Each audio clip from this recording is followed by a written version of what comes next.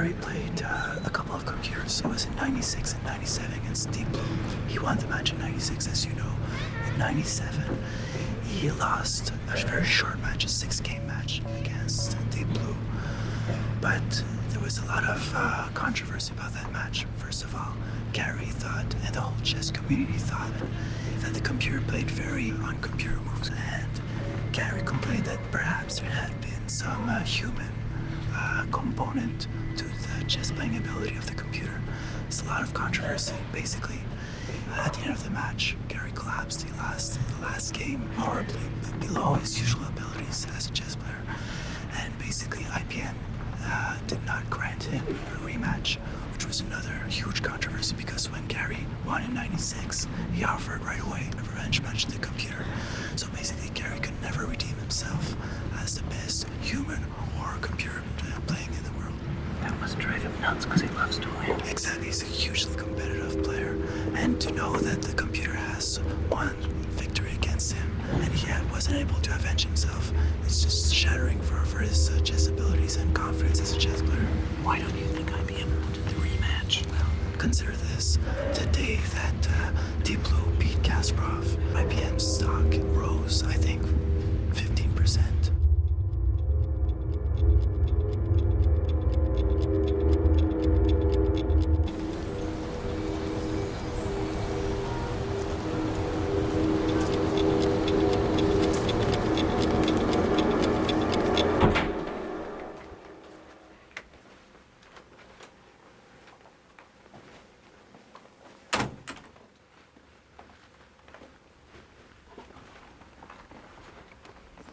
Looks different.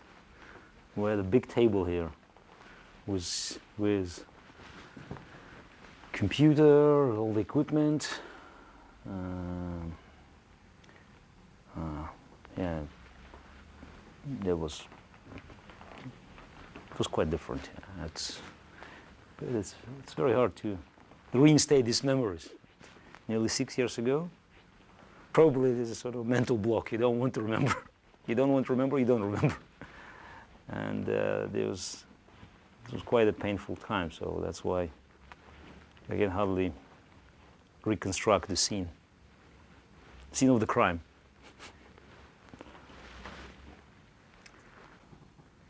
We had a table where we could put one computer, and then my coach was sitting with another laptop. So, and then we had a chess set, and it was pretty long. So we just occupied the center of the room. Those were not happy days. From day one we had so much tension. What are you doing?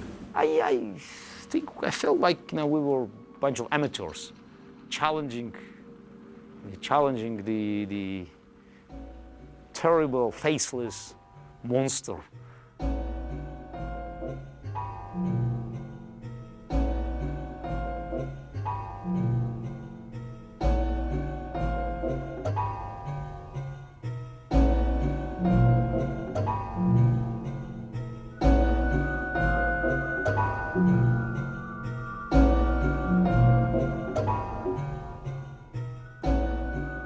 Call it a blow against humanity. After 6 games over 9 days, Deep Blue, the IBM computer, beat Garry Kasparov, considered to be the best chess player in the history of the game. And whoa, Deep Blue, Kasparov. The great Russian champion was not a graceful loser.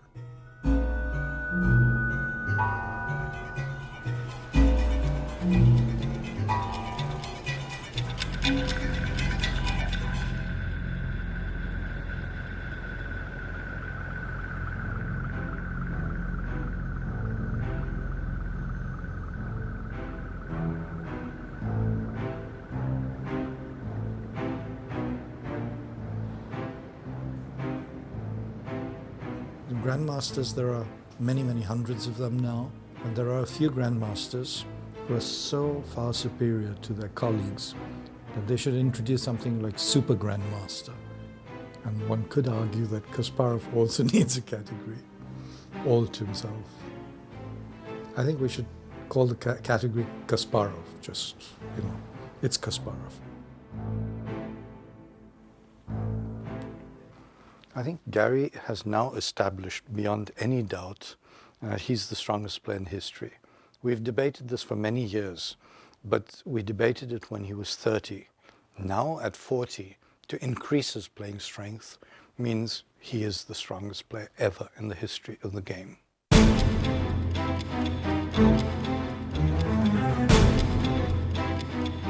He's been on the top of the chess world for 15 years now, or 16 or 17, I don't know. He's always been substantially ahead of everyone else. So, it's a Kasparov.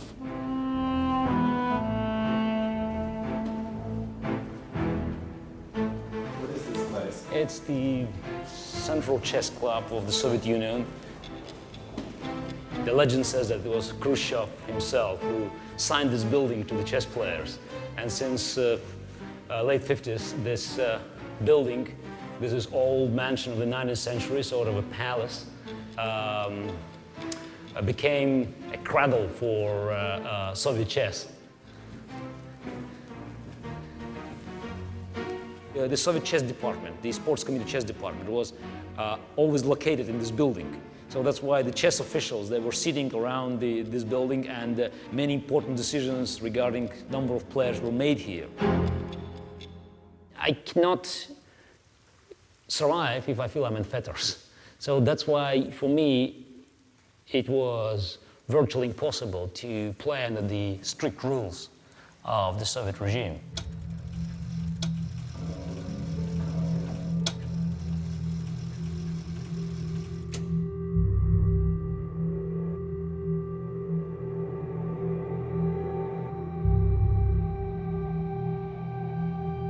I started with a couple of colleagues building Deep Blue right from the very beginning.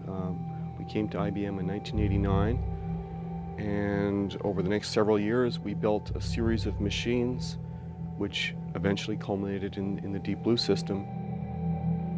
I focused particularly on the evaluation part of Deep Blue. That is, the part of Deep Blue that allows it to distinguish what's good about a position and what's bad about a position, and come up with a numeric value that tells you how good the position is. I think fairly early on it was clear that faster computing led to better performance in chess programs, and as programs got faster and faster, we started to think maybe if it was this fast, it would be enough to beat the world champion.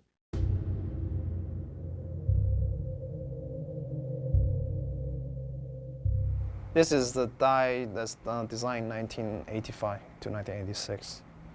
It's essentially a silicon chessboard. It's a single chip chess move generator, about 36,000 transistors, and generate about 2 million moves per second, maximum throughput. Guaranteed not to exceed that. And who designed it? I designed this. They asked me if I would be interested in helping to train the program to play against Kasparov. I thought, well, that's a great opportunity, so I couldn't let that one go by. So that's how I got into the computer world. Computers first came on the scene back in the late 40s. Scientists were thinking of grand challenges. What could computers do that was never possible before? And one of the first ideas that came out was, as a grand challenge, as a holy grail, how could you get a computer to play world championship level chess? Initially, everybody thought it's an easy problem. Computer carries so much faster than a human being, right? It should be a piece of cake for the computer. It turned out it was much harder than that. What the real live chess player does is take in the whole position in one conscious awareness. And then really good chess players have an enormous capacity to remember entire positions on the board and to see possibilities. The machine doesn't do that. Computers play basically by calculation. They just say, okay, if it's my move, what are my possible moves? If I go there, then you can go there, and then I go there, and it just continues on in a string like that. And every position along the way gets evaluated. But the difficulty with chess is that the numbers become astronomical very fast. If you just multiply, I have 8 moves, you have 8 counter moves. I have 8 counter moves to each one of your 8 counter moves, and you have 8 counter moves to each one of my 8 counter moves.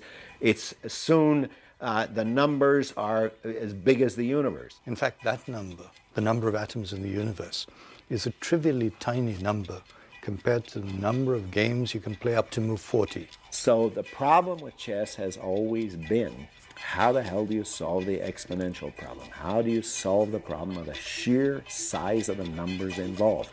Now what these guys have, the technique has got a beautiful name. It's called brute force. This has been a classic confrontation this afternoon of man versus machine. Oh, there it is. And Kasparov has soundly defeated the Neutron 9000. Thank you. Thank you. I find it amusing. All machines are just wires, nuts, and bolts. They're stupid by nature.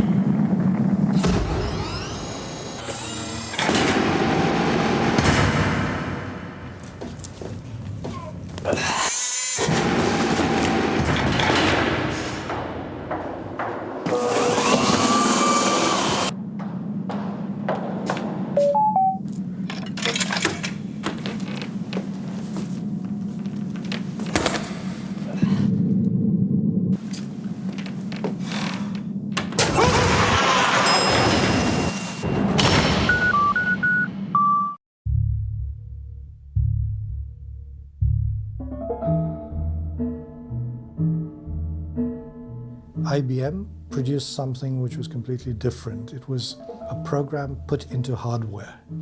So they built a small chip which could do nothing but play chess, but it could do that extremely well. And this chip they duplicated, they made many hundreds of copies and put 200 of them into a machine and let them work in parallel. Deep Blue was running 200 million positions per second.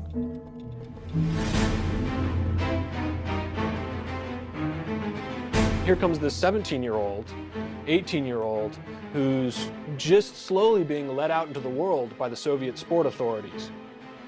And Garry was just smashing people, very solid, senior, professional grandmasters who do not lose in 30 moves at all, ever, and certainly not to 17 or 18-year-olds who are just coming in and sacrificing 3 pieces. And these guys are getting up off the board going, I'm never going to play with him again.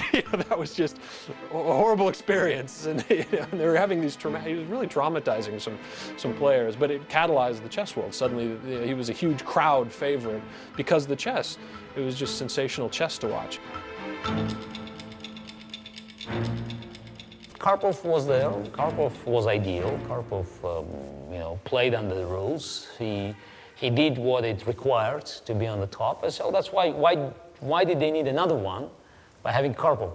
Plus, this another one was not Russian, half Jewish, half Armenian, and more important, even more important than the national factor, Kasparov was not a person to be controlled.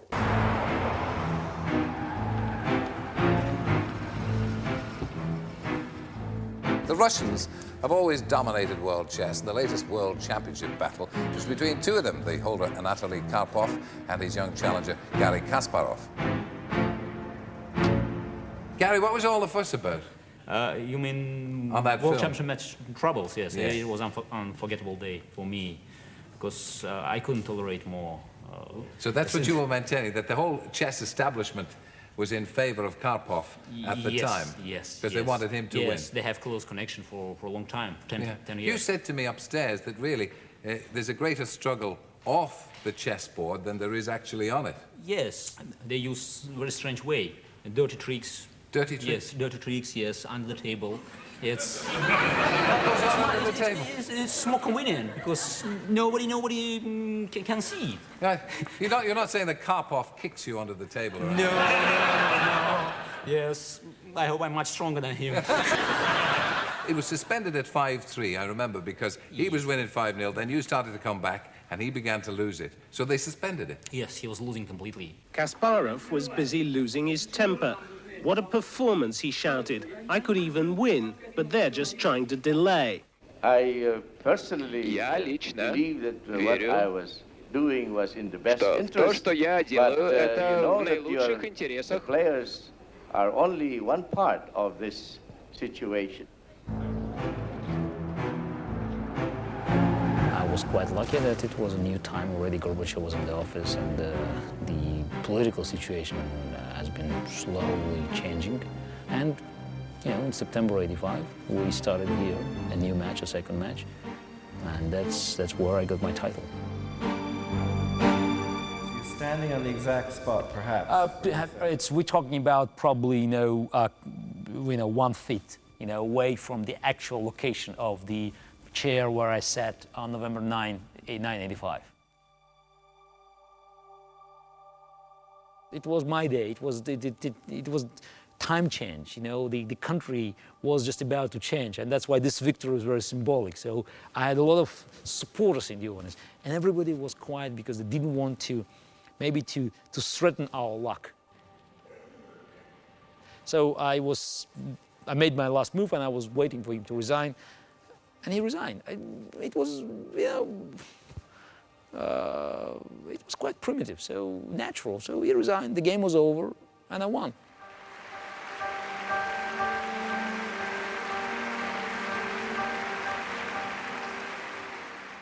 There was only one camera that shot me, actually, with my hands up. So one shot. Now I wish I had more time to go around, just to wave my hands, but it was one shot, and I walked away, I won. I walked away, and I noticed my mother, she nearly fainted in the audience. And there were many people here that couldn't believe that it has actually happened.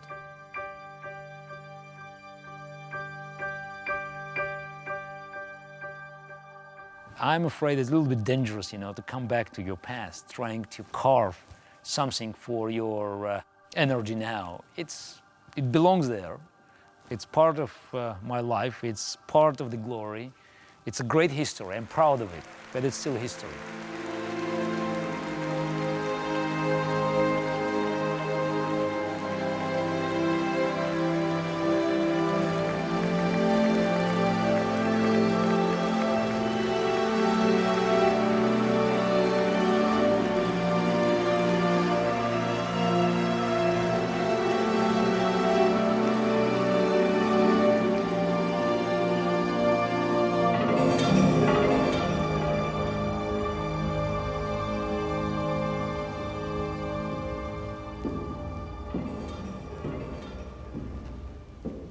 Human beings are weaklings in everything. They can't run, jump, swim as well as a dozen animals. So we're weak and weaklings. But there's one area in which we have been supreme for millions of years. That's intelligence. Nothing has challenged us. Now, for the first time in the history of our race, something comes and says, hey, I might be smarter than you are. And it's a machine.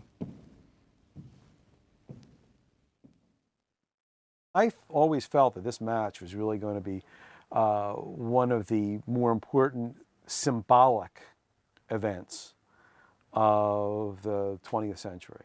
And if you look at the history of computers, chess playing and beating a chess champion was one of the things that computers were never supposed to do. Our first version of Deep Blue played Kasparov in 1996. And he was able to win that match by a score of 4-2. In '96, there was a great deal of camaraderie. It was all in this friendly atmosphere of, like, do you need anything? What can we do to help you? Did you get this? Did you get that? Did you got that? So all requests being met. There was no direct IBM involvement. IBM showed up later on when they just saw the tremendous response. They wanted to play a rematch. I said, okay, why don't we play it? This is a poster that was posted around New York City during the 1997 match. It shows Kasparov with the caption, "How do you make a computer blink?" I think that's a very appropriate type of quote for this situation.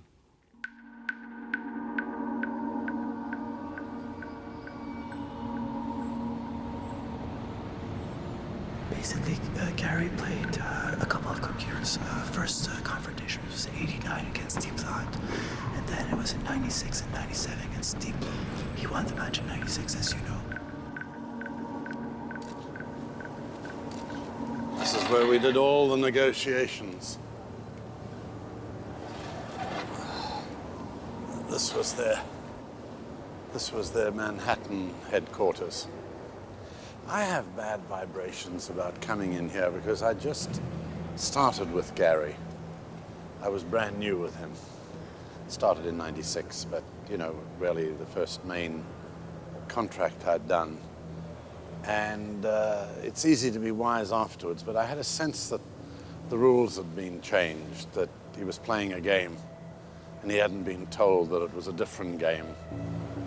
But Garry was so sure it was all about science and research and the good things in life, and that they weren't really out to kill him at all costs. But we soon learned otherwise. For me, it was a lot of fun. It was an important exercise, and I felt responsible for this experiment to benefit not only chess or computer science, but also the human race as a whole, because it's a man versus machine. It's a great idea, so I liked it. I liked it, and I played straight into their hands.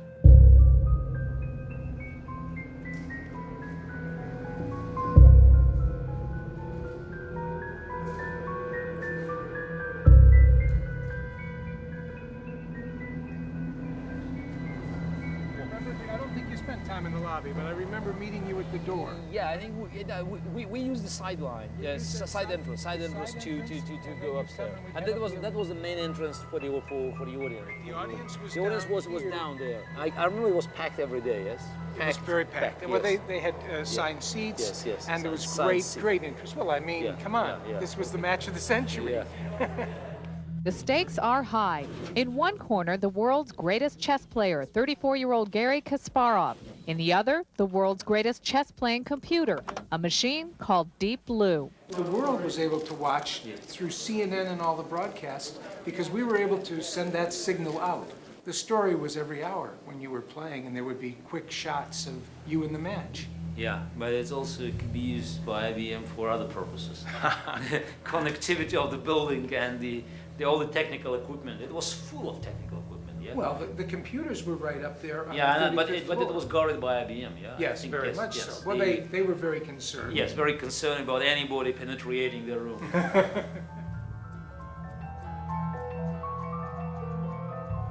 We're going to have an elevator here in a minute, and we'll be able to go up. Yeah.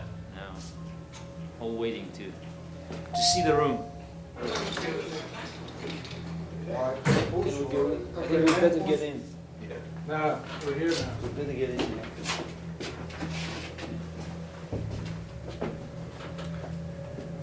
35.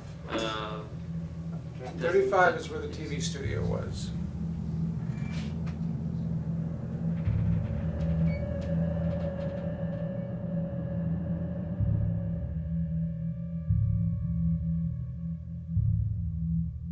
IBM was the promoter, the financier, the organizer, the other player, the controller of the media, the keeper of the keys, the hirer of the hall, the security.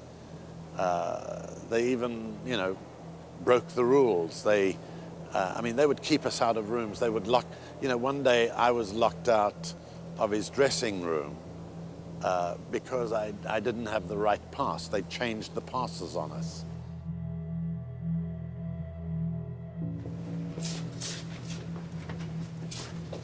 This was, you didn't see much of this because there was a pipe and drape along here. Yeah, but this was the IBM place, yes? Well, the computer was in there, but in here was where the actual... Okay, here it is, yes. Here's where the match took place. Here's the match took place, yes. There was a set. Yeah, I remember here it was set. And there was an area back there. Yes, very well, private small, area. Yeah, okay, the small place there. Right, and then there was an audience. It was called private. They annoyed me very much inside there. They did annoy you? Yeah. Well, that was a bad thing. Yeah, before the match, yes. And yeah, I was sitting here, yes. You were sitting right there. Get paid enough. 5 people, you know, you just to move back up. The machine was in a very mysterious room. It was locked up. We weren't even allowed to walk past that room. There were guards. What was happening in the room? Lots of grandmasters sitting around drinking coffee, smoking, talking, chatting, you know.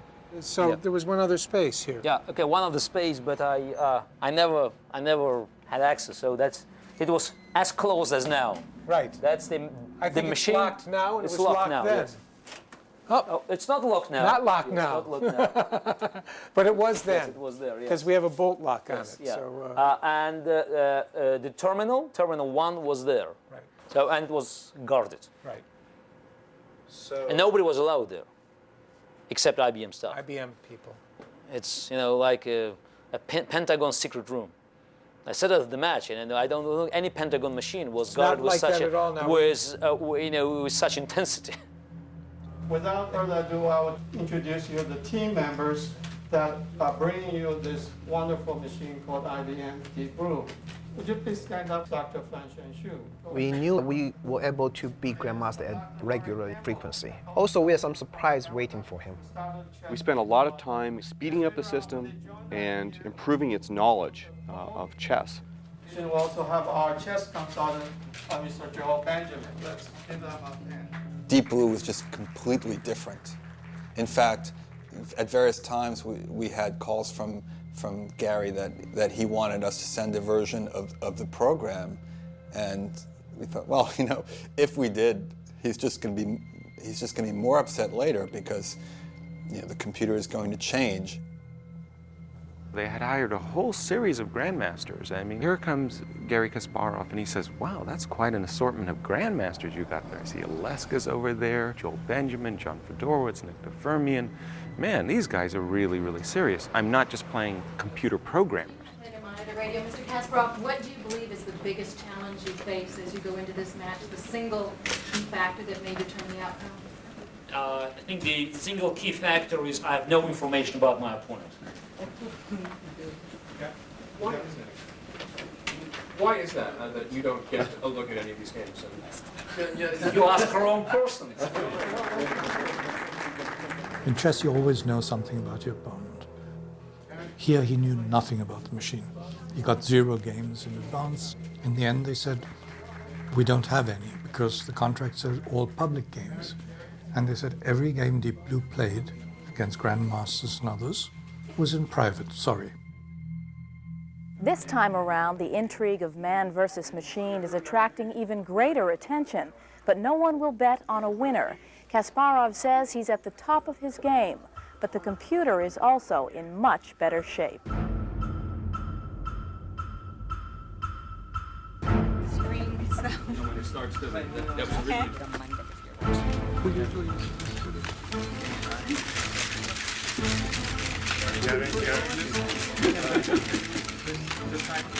For the match, I think David Levy made a prediction that Kasparov won by 6-0. It wasn't completely out of the question, but it's scary to think about. If that happened, we would be in deep shit.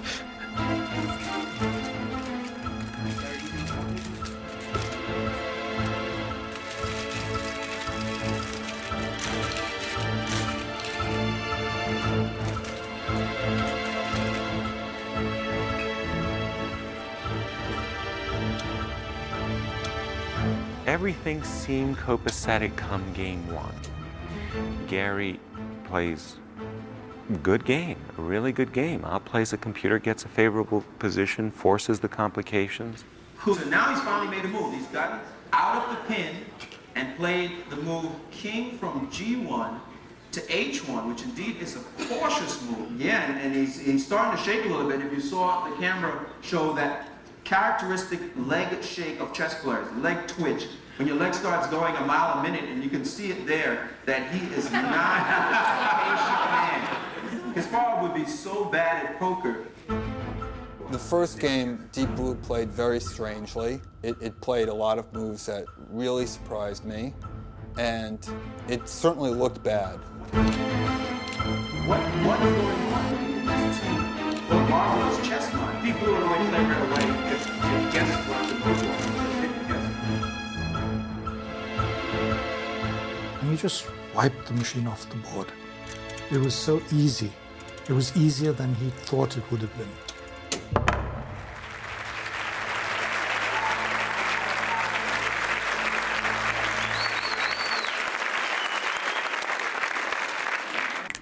One zero.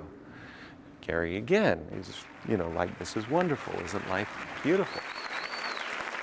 The quality of the game was lousy. I mean, Deep Blue, it played like machine. I mean, I don't say, lousy is not the right word. It did exactly what everybody expected machine to do.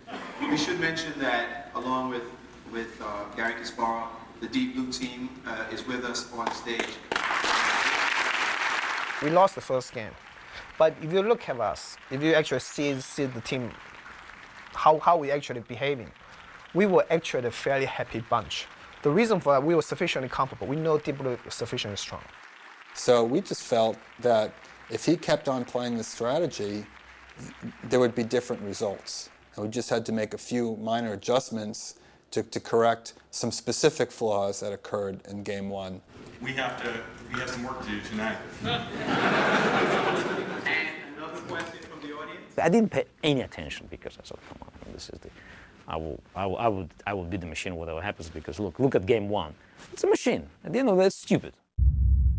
The first game was so easy. He just won it, and in fact, we were baffled. We sat there at dinner saying, how could it be so easy?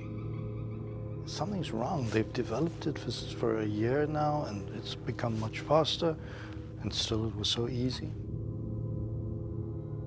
And the second game, he got crushed.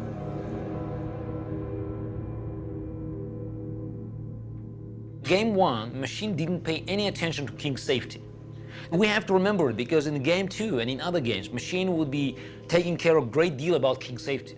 So now it's absolutely clear that game one and game two was played by different computers.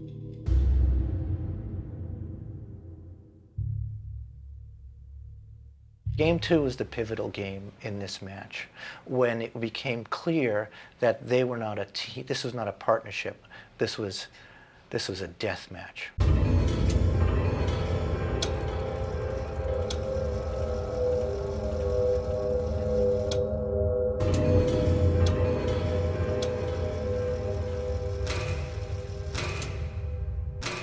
Kasparov knows the computer will not be hobbled by human weaknesses such as a lack of concentration, but Kasparov can enjoy human advantages such as being devious.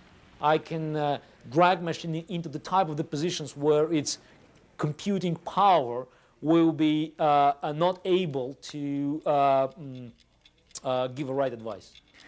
Garry, using some wonderful anti-computer strategy, got a position where he blocked the position. This is what you're supposed to do against computers. Block up the position, computer won't know what to do, and the computer will play planlessly. What he didn't realize is that I spent months forcing it to play closed positions so that if ever gotten one, it would handle it better.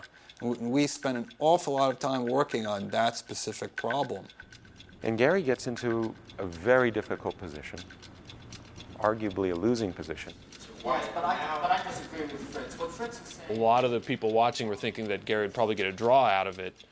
These are not really the sort of positions that computers tend to play well, where they have a small advantage with no clear attacking lines. So now, machine sank in the deep thinking. So it spends 15 minutes, which is, it's already, it's already troubling because it's unusual, and it makes a move. Yeah, it got winning position.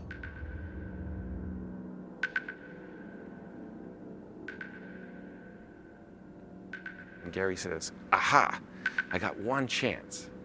What I'm going to do is sacrifice a pawn and get counterplay. All or nothing, sacrifice the pawn. If the computer just plays like a computer and just goes to try to capitalize and win some pawns and be materialistic, Kasparov would be able to counterattack, and the computer wouldn't see that coming, because they usually just go after material like a cat after a fish and just say, okay, give me that now, it's mine, and I'm gonna get, and then that's how they get tricked sometimes. computer doesn't take the pawn. Instead, the computer plays a real Karpov-like move. Instead of winning like 2 pawns, it plays a strategic move which secures the win in a long-term sense. Computers can't do that. What's happened? Well, this was like an explosion in Garry's cranium. Like, this can't happen. The computer is just not sophisticated enough to make this move. This is just like something strange is going on here. This is like an interference. And he really, really got himself worked up about that. Maybe they gave Karpov a call in Moscow. Tell us what to do. How do we fight this animal? And when you're looking at it, every move it makes, it kills counterplay.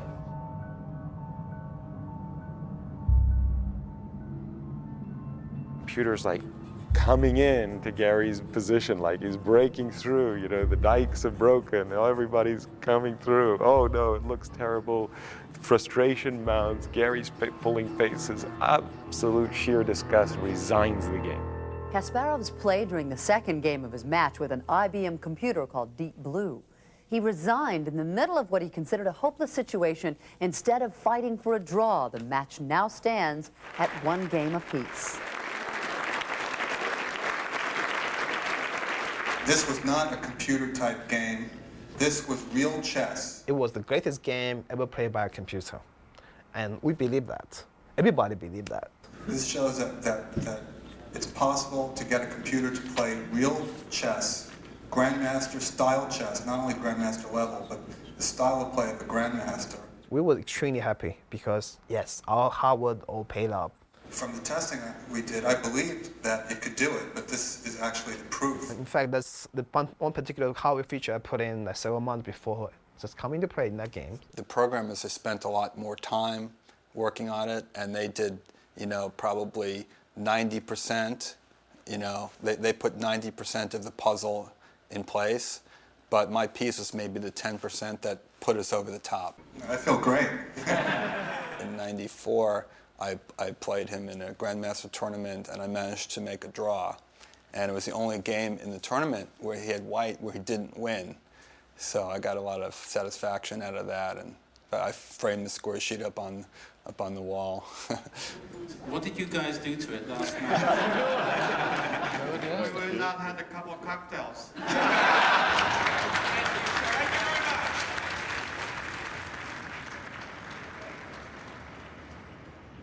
And he came back and he said, how can this be? How can this be the same machine? It plays like a Potzer in game 1, and it plays like the greatest chess master and grandmaster in the world in game 2. It doesn't make any sense. Something's happening. Then he started looking at the game very intensely. Then he found a couple of moves which looked very strange. They were genuinely suspicious because, 1, it didn't play like a computer, it played like a human being. It wasn't that it played at a higher level than they thought it would play. It played differently from the way they thought it would play. It played like a person. We all knew that it was not kosher. We all knew that something happened in game 2. And when we looked, you know, we worked with our computers, very unsophisticated, you know, just laptops, you know, old version of Fritz, but there's no way, you know, the machines could even think of the same moves Deep Blue did.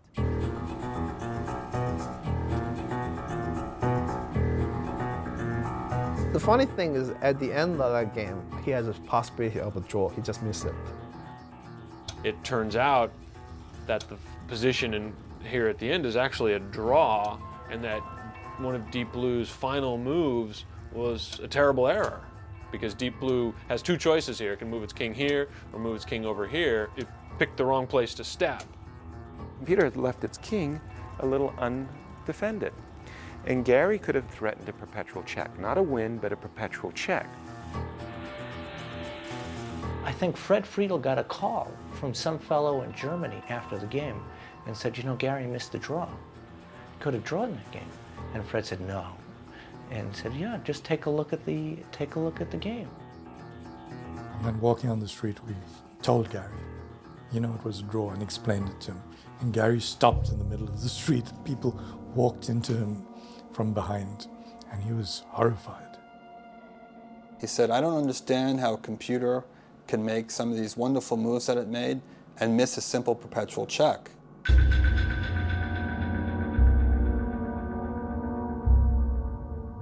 And the next logical thing to do was to ask, how could it play this? Explain this to me. Garry wanted to know what was going on with the computer. He wanted to know who was programming it and when. He wanted to see the logs. So he started asking, he said, I want to see the printouts. I want to see its log files to see how could it play this move. And they were not going to show it to him. Then they were going to show it to him, then they weren't going to show it to him. So you psyched him out? In a way we did, yes. After game 2, Garry, like a dog with a bone, just couldn't release this thought that something was going on. The more upset he was getting, the more wrapped up in what happened in game 2 meant that he was going to concentrate less on game 3, game 4, game 5.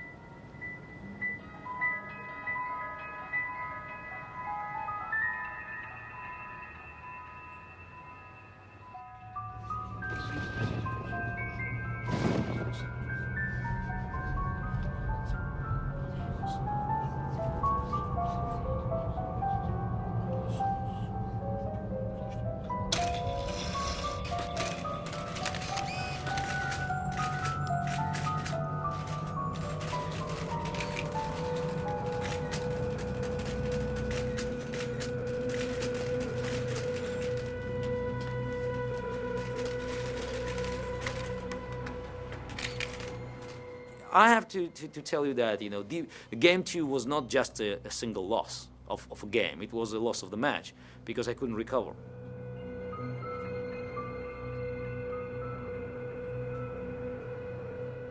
Now I felt it was unjust that something happened in the game that was not a part of my match against Deep Blue. It was not in the rules. He wasn't able to proceed to the point of view of, as he would against a human opponent, like, this guy's learned an interesting trick here. I have to adjust to this. Right now he was saying, how did it do that? How did it do that? And never got to the point where he could, respond confidently to anything he knew the computer was going to throw at him. You have to concentrate on playing the match, but at the same time, your mind is always traveling backward to the game 2. And when you look at this machine move, you don't think that it's just a machine. He has big advantages. He doesn't capitalize on any of them. And Garry's level of frustration is going up and up and up until it's really beyond the ceiling. Even with the advantage of the first move, Kasparov managed only a draw, leaving the series even 1 1/2 games each.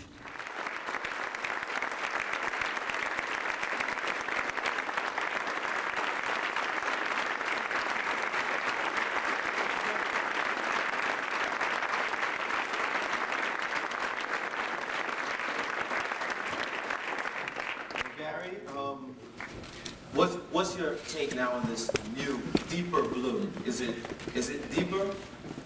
It was definitely deeper yesterday. Yesterday something was completely different, and I still believe that yesterday game will be studied by all computer specialists because I think something truly unbelievable happened. If I'm reading you correctly, Kasparov, or maybe I'm speaking out of turn, do you think there may be some kind of human intervention on the part of this game, or No, is there a suggestion of the possibility? It reminds me of a famous goal that Maradona scored against England in '86. He said it was a hand of God.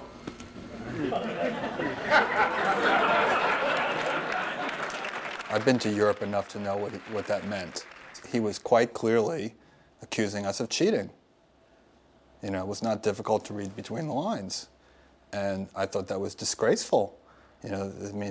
Of course it's supposed to be a friendly match, but even if it's not friendly, you just don't make an accusation like that, especially when you really don't have any evidence at all. It's definitely a mistake for Garry to give a position to Fritz or any other computer and say, this is computer behavior, and this is what Deep Blue must be thinking, or what Deep Blue would do. I think he's seen from the games that he's played against Deep Blue that Deep Blue is no ordinary computer. Deep Blue plays on an entirely different level from any other computer he's seen. Some of the IBM public relations people said, well, you know, we want to try to keep this a friendly match, you know, and you shouldn't say things like that. And I said, okay, fine. But the guys on the team were high-fiving me. Maybe he should come to grips with the fact that Deep Blue can do a lot of things that he did not think were possible. I think this is not a very fair statement, because I definitely understand better than anybody else the difference between Deep Blue and any other computer.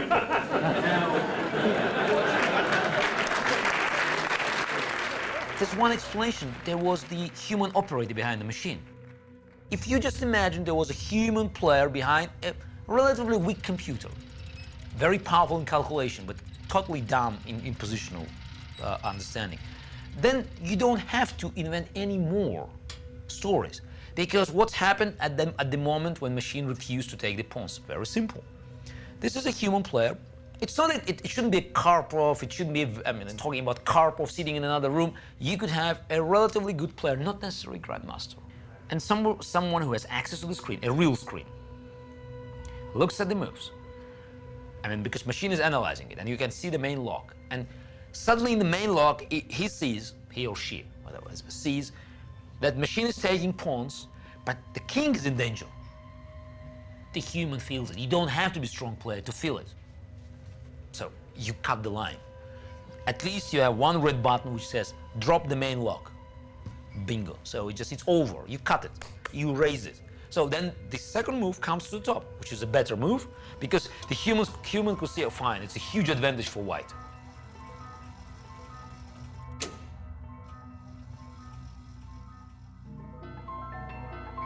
It's obvious a human being plus a computer is vastly stronger than the computer or the human being itself. The combination is just a killer. So theoretically it's possible that IBM could have used a grandmaster or grandmasters to, at critical phases, influence the machine. And it can be done. Garry was saying openly that they were cheating, and he was getting more and more upset. I was covering the Kasparov camp, so I reported what he said. IBM, which had given me all the assurances beforehand, because I don't do PR, I'm a journalist, and if they're just going to want me to do PR, I needed the money, but I don't need it that bad, I need my reputation. They said, no, you can write what you want to write. Fine. So after game 2, when they started to raise these complaints and raise questions about the behavior of the IBM team, I wrote it. And they didn't like it. And they insisted that Fred Friedel's comments about Deep Blue come out, and Garry's accusations about Deep Blue come out. Still, I'm keeping my own opinion that game 1 and game 3, they are typical computer games. Game 2 was slightly different. Well, I think we'll leave it at that. Thank you guys. And in every press conference after game 3, he would get on the stage and start demanding, where are my printouts? I want to see the logs of game 2. IBM's team had dug in its heels and refused any kind of compliance. And Garry says, well, we're experimenting here, guys. Come on, give me a break. Cut me some slack. It's rather improper to be asking to see exactly what your opponent was thinking. That would be like Kasparov saying to Karpov, okay, I want you to write an essay on every variation that you looked at during this game. That goes too far. We had a crisis before game 4, when I insisted on the printouts to be released. They rushed out to my room saying, look, you can't, put all this pressure on IBM, you can't insist on this and that, and the match will collapse. So it's talk, it was irrelevant, because they couldn't do anything, they couldn't stop the match. But The fact they felt free to communicate to me directly and to say whatever they wanted, and I think it was a part of the game. So it always, had this pressure, always, add frustration. Every day it was something new, and they were just playing with his mind, more pressure. Who decided to do this? I don't know, because large corporations are not known for this sort of stuff, I think it probably just started semi-accidentally, and they found it was working, and then everybody on their team got excited about the effect that it was obviously having. For example, in one of the games, the computer crashed, and they just came in and started to repair it. I looked at my mother and my coach, and I laughed and said something, and then the referee, and Carol Drake, she said, "Oh, silence! You couldn't talk to your people." I said, "Why not? They're talking to that guy all the time," because they were just typing something in front of me. Yeah.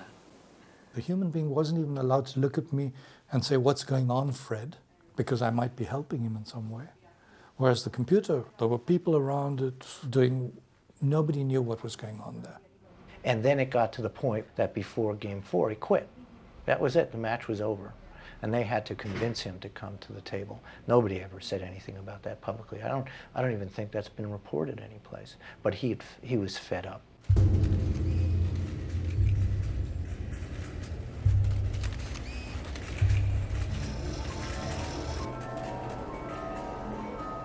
Game 4 maybe was a bigger opportunity. It reached an end game, and he was not able to sufficiently outplay it in the end game. The score is now even in the man versus machine chess match. Last night's Game 4 between world champion Garry Kasparov and the IBM computer Deep Blue ended in a draw after 5 hours. Kasparov admitted he was too tired to go on.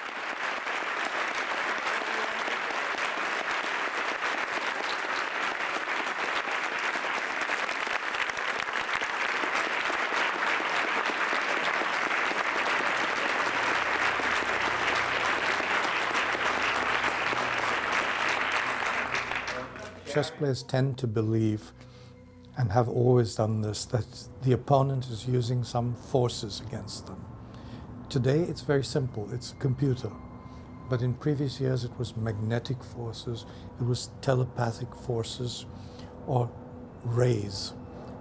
They were always worried about these things, and for example in Fischer-Spassky, I think one of the players insisted that the chairs were dismantled to see if there were any devices in there that could be disturbing them. He has a larger contingent of Russian players working with him in the second match. And somehow, I don't know for sure, but that may be related to why they become a little bit more paranoid. The next day, I get in the elevator, I go up to the 35th floor, where some security guard who thinks he's in the Secret Service greets me, takes me by the arm, shoves me into the elevator, and says, "They want to talk to you downstairs." And then he gets on his walkie-talkie and, "We've got him, Chief. We've got him." They take me downstairs. They throw me into this room, basically this empty room, which is now, in my mind, the gulag. And they take off my press credentials, put a guard outside the door, and I'm not allowed to leave. Finally, somebody comes in and explains that story that I wrote, the original story, got onto the web unedited. What happened was there were two versions of the story. The editor punched the wrong button, and the original story went up on the web with all the complaints about everything. They accused me of hacking into the site and putting that story on the web. I said, "Listen, I don't even know what HTML means. How am I going to hack into this site?" And they said, "We're very suspicious of you." They were more paranoid at this point than the Kasparov people were. Yeah, it's not a hotel in Moscow, but first of all, I think, debugging is not a Russian invention. Yeah, and I think technology in the West and in particular in the US are probably even more superior. But if we press the subject, if any further, people will say, they got paranoid because, people behind the stage helping Deep Blue, camera or a telescope recording all the moves, rooms bugged. Look, some of them might be true, some not. I don't know, but I don't have any proof, and I don't want even to go much into these details. It's just to demonstrate you the way the people felt during the match. Fred, what are you doing?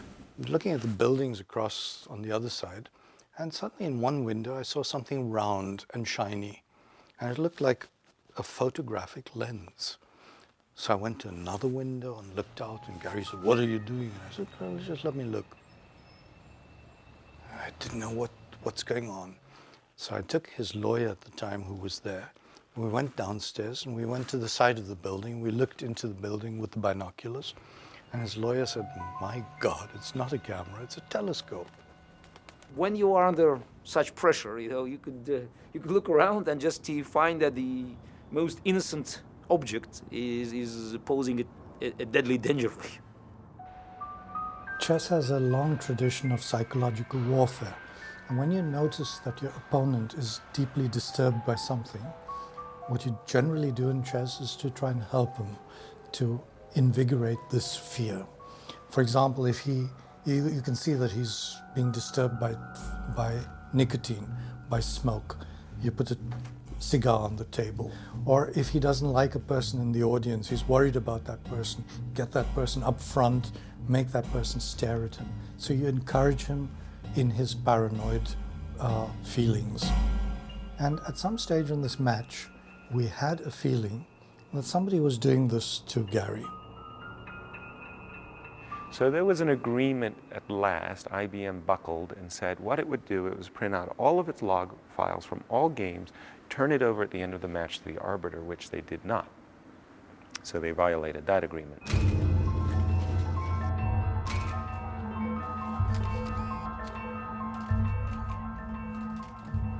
Deep Blue and Garry Kasparov, the world chess champion and the IBM supercomputer, played to a draw in yesterday's fifth match. Some said Kasparov played more like a supercomputer and Deep Blue more like a human. There are one game each and 3 draws going into today's final match, in which Deep Blue has the advantage of making the first move. Winner gets $700,000, the loser $400,000. Forget the $300,000, says international chess master Maurice Ashley. The future of humanity is on the line. Now the weather. By this point, pretty much everybody knew what was going on, tensions backstage. When Garry walked on the stage after Game 5, and he was exhausted and you can clearly depressed, they gave him a standing ovation. And I thought he was going to burst out into tears. It was one of the most moving moments I've ever seen in my life. It was amazing.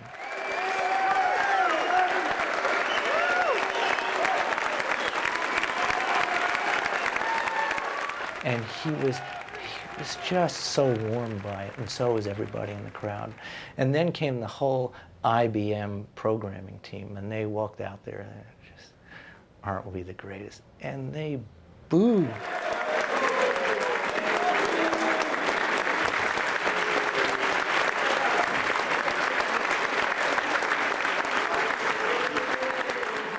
Hearing you speak almost as if the match is over, but there's a big, big game tomorrow. Are you going to be cautious tomorrow, or are we going to be looking to win with the black pieces, not tie this match up? I'll try to make best moves. Good answer.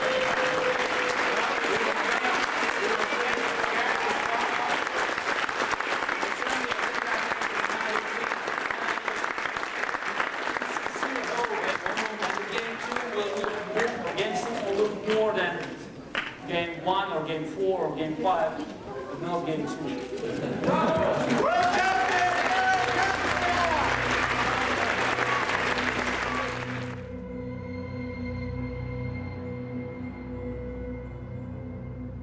Basically, Garry played a couple of computers. First confrontation was 89 against Deep Blue, and then it was in 96 and 97 against Deep Blue. He won the match in 96, as you know. In 97, he lost a very short match, a 6-game match against Deep Blue. But there was a lot of controversy about that match. First of all, Garry thought, and the whole chess community thought, that the computer played very un-computer moves, and Garry complained that perhaps there had been some human component to the chess playing ability of the computer. There's a lot of controversy. Basically, at the end of the match, Garry collapsed. He lost the last game horribly, but below his usual abilities as a chess player.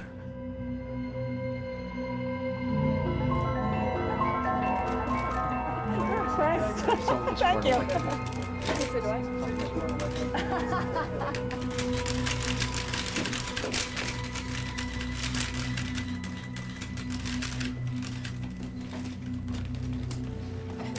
After game 2, you know, all these thoughts, they were, you know, propelling into my mind. And I have to admit that it definitely, you know, contributed to final demise. Because what's happened in game 6, I mean, there was no game. I mean, I didn't want to play. I didn't want to face these guys, you know.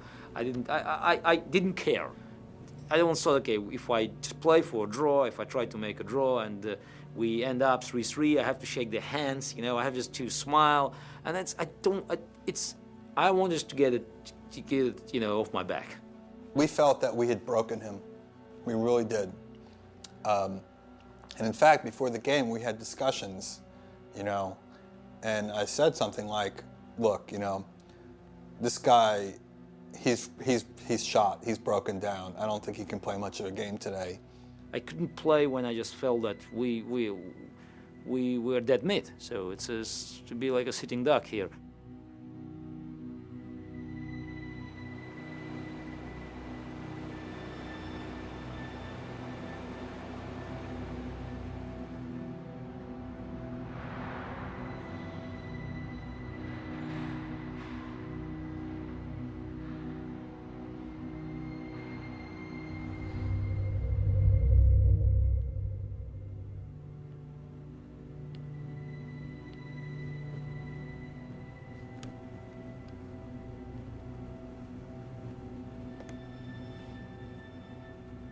I kept filming right until he made the critical mistake.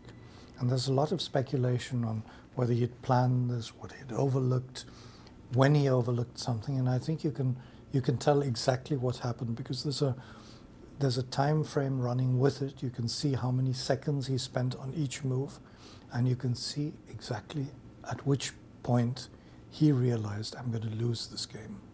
His head sinks into his body, and you can see he has given up. He's going to lose this game.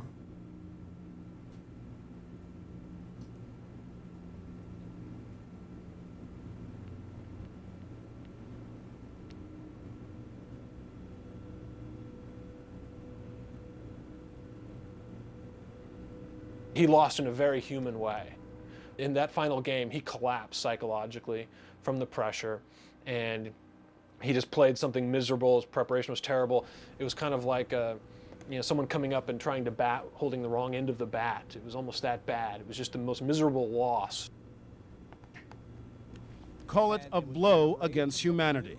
After 6 games over 9 days, Deep Blue, the IBM computer, beat Garry Kasparov, considered to be the best chess player in the history of the game. And whoa, Deep Blue, Kasparov. The great Russian champion was not a graceful loser.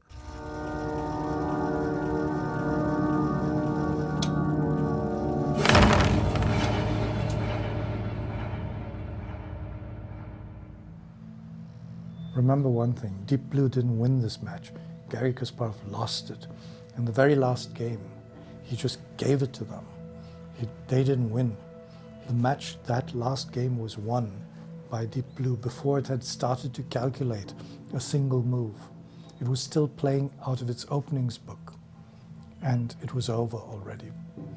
So something terrible had happened to Garry Kasparov, one of the bravest and most courageous players on the planet, someone with the best nerves. This man just breaks down like a child in the last game. Something terrible had happened.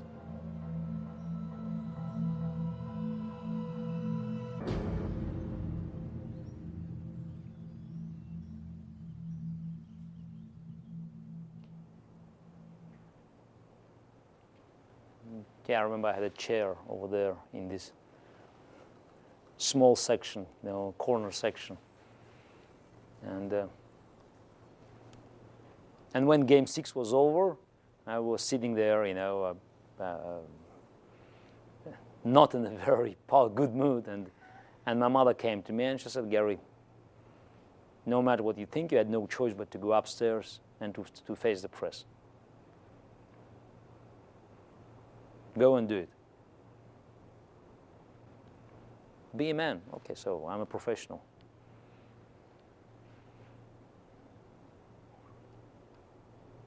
The match was lost by the world champion, but I think there are very good and very profound reasons for such a result. I think the competition just started.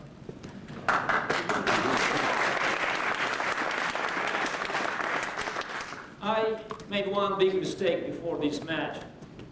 There was nothing to do about further investigation of computer potentials chess. There was one zeal to beat Garry Kasparov. And when a big corporation with unlimited resources would like to do so, there are many ways to achieve the result. The IBM PR people told us that we should not smile. The joy was really sucked out of it. It's like we had won, but we weren't jumping up and down. To get to our seats, we had to walk past Gary's mother. And Gary's mother just like clapped, gave a sarcastic clap right in our faces, almost hit me in the nose. Congratulations, you got what you wanted. You're really proud of yourselves. All we did is program a chess computer, It was a point that we should be most happy, but we weren't. And it sucks, but that's past is past.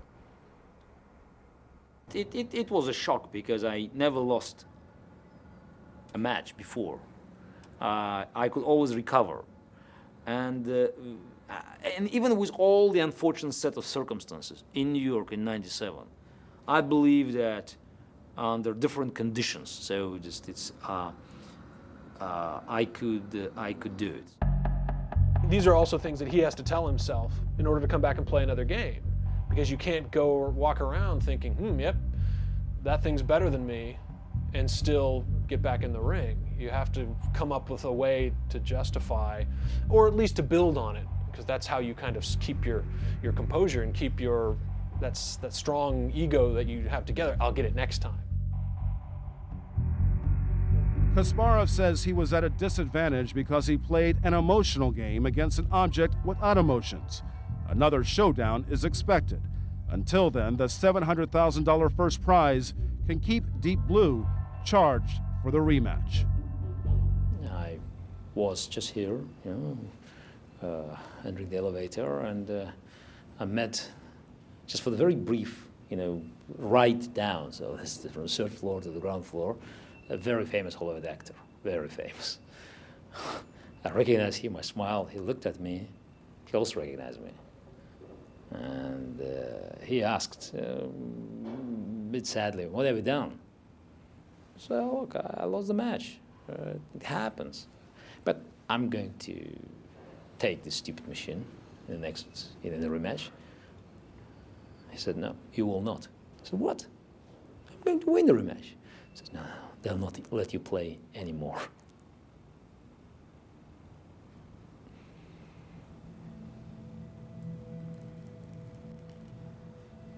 Consider this, IBM stock rose, I think, 15% the month that Deep Blue beat Kasparov. IBM certainly benefited dramatically.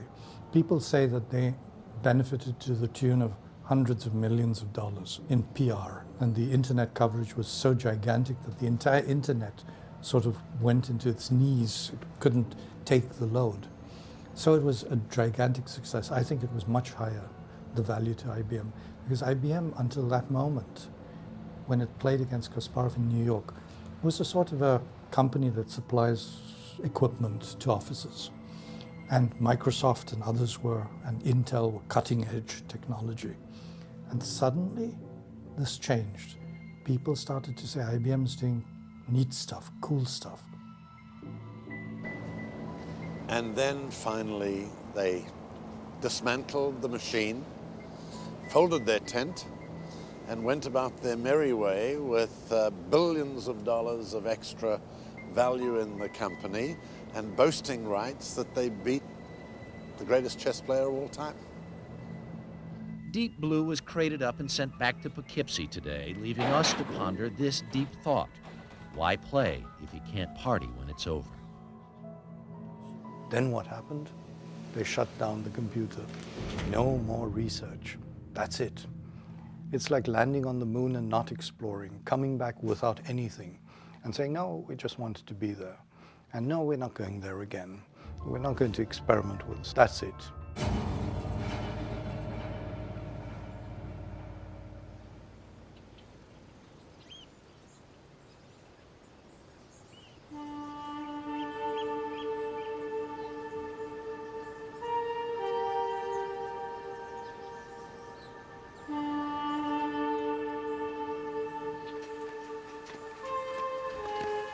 Garry is an elephant. He's not going to forget what happened in 1997, lost to Deep Blue. About 3.5 years after this disaster against Deep Blue in New York, Garry had a second disaster, which was his match against Kravnik. It was a defense for the World Championship.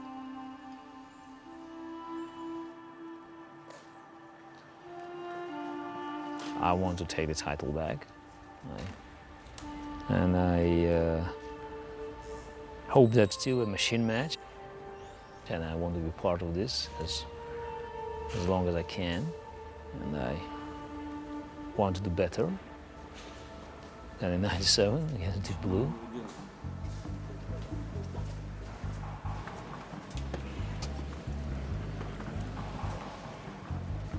A comeback is also a very powerful performance. So to be able to come back at age 40 when you're much older and that's your opposition, to play great chess and just to be still leader of the modern chess, that's quite an accomplishment.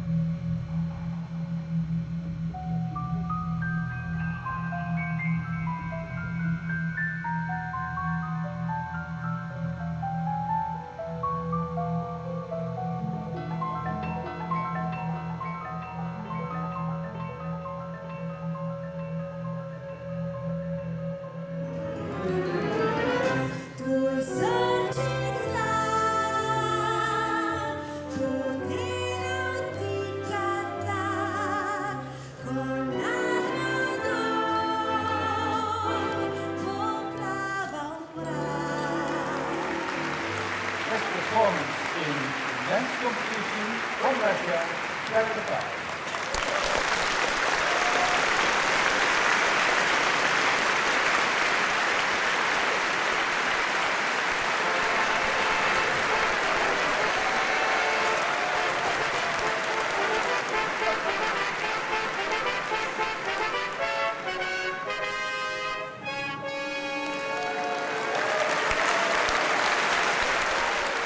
It's not about winning a title that I didn't have. I had all of them. In fact, I won everything probably already, but there are plenty of opportunities to come back. I think it's about re-establishing my own authority and in chess and keeping myself going, because as long as I'm playing and playing well, I feel good.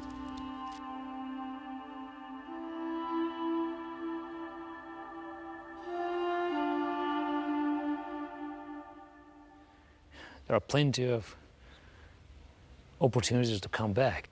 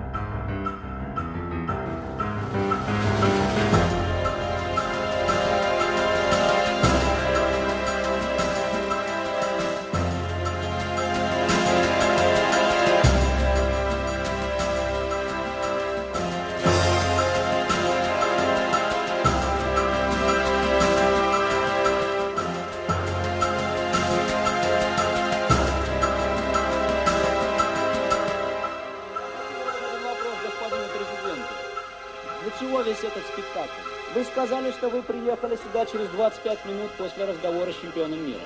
И он был против того, чтобы матч прекращался. Вы прекрасно знали мою точку зрения, что я тоже...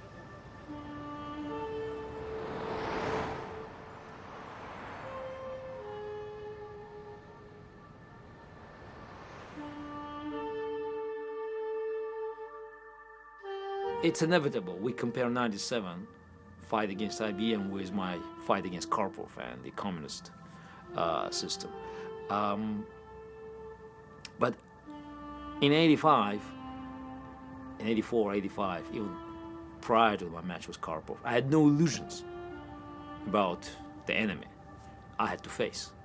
I had no illusions about the resolution to crush me at any price. The tragedy, the human tragedy you're looking at in 97, in May 97 in New York, was that I did not expect it at all.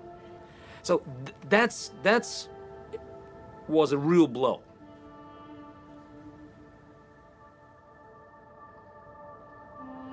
I think that the match had to be placed into the context of the general corporate ethics. Before Enron collapse, this kind of behavior was widely accepted by the general public. The public never questioned this trust in the corporate behavior because it liked the results.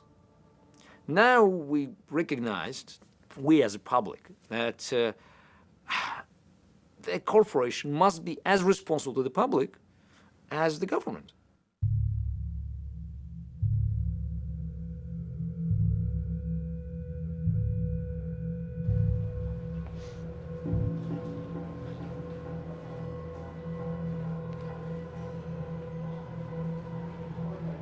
We're going to the machine room where Deep Blue has spent the last 5 years. Actually, Deep Blue is not wholly there. Deep Blue is actually two separate computers. One of them is now at the Smithsonian Museum in Washington, D.C. And the other one will be here, which we'll look at shortly.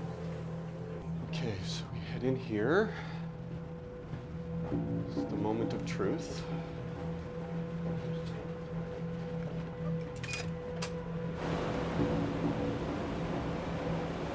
And right over here is Deep Blue.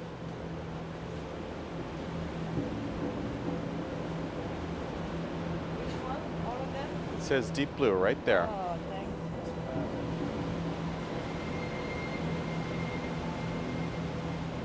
His brother used to live right there next to it.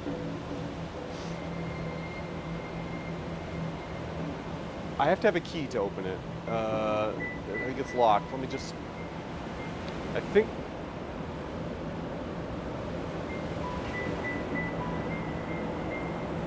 I don't think I could open this part. Around back,